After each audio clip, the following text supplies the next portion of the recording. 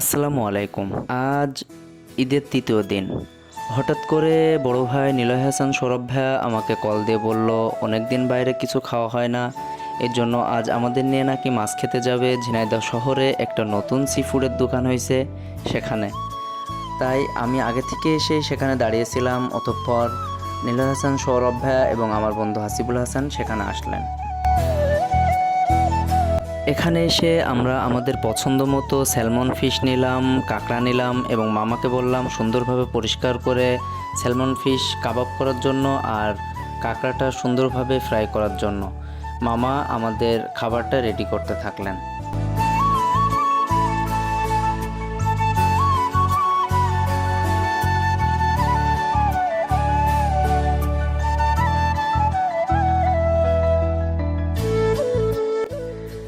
Sea food and barbecue হাউসটা আসলে খুব বেশি দিন উদ্বোধন হয় নাই, এই জন্য এর আগে আসলে আমার কখনো আসা হয় নাই। এই জন্য আমি তাদের পরিবেশটা ঘুরে ঘুরে দেখতেছিলাম এবং পরিবেশ দেখা শেষ করে আসলে আমি ভিতরে যে বসলাম এবং এই মুহূর্তে সৌরভ ভাই আসলে আমাকে রাতে চশমা পরার উপকারিতা শেখাচ্ছিলেন এবং আরও কিছু জাদুবিদ্যা এবং তন্ত্রমন্ত্র শেখাচ্ছিলেন। আমি মনোযোগ সহকারে তার জাদুবিদ্যা এবং তন্ত্রমন্ত্র শিখতে থাকলাম।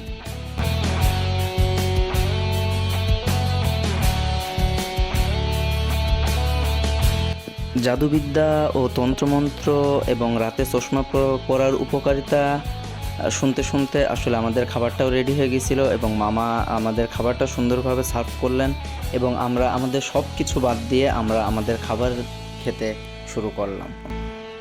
সি ফুড অ্যান্ড কাবাব হাউজের অনার আমাদের শ্রদ্ধেয় আরেকজন বড় ভাই, এজন্য সে আসলে আমাদের পাশে এসে আমাদের এক্সট্রা কেয়ার করতেছিলেন এবং আমাদের কাছে খাবার সম্বন্ধে আসলে জানতে চাচ্ছিলেন। অনেস্টলি বলতে গেলে আসলে খাবারের স্বাদ অসম্ভব সুন্দর ছিল এবং সব মিলিয়ে আমাদের সব কিছুই সুন্দর ছিল।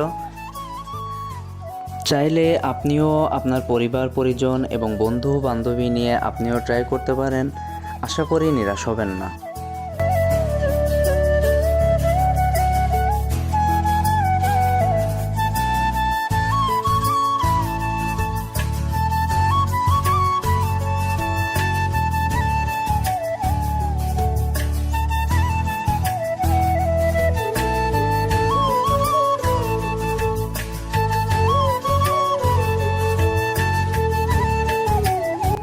খাবার শেষ করে আমরা আমাদের বিল মিটিয়ে নিলাম এবং বিল মিটিয়ে নিয়ে আমরা আমাদের শ্রদ্ধেয় বড় ভাই সি ফুড অ্যান্ড কাবাব হাউজের অনার মাহাদি ভাইয়ের কাছ থেকে বিদায় নিলাম। বিদায় নিয়ে আমরা আবার বাড়ির উদ্দেশ্যে রওনা হলাম।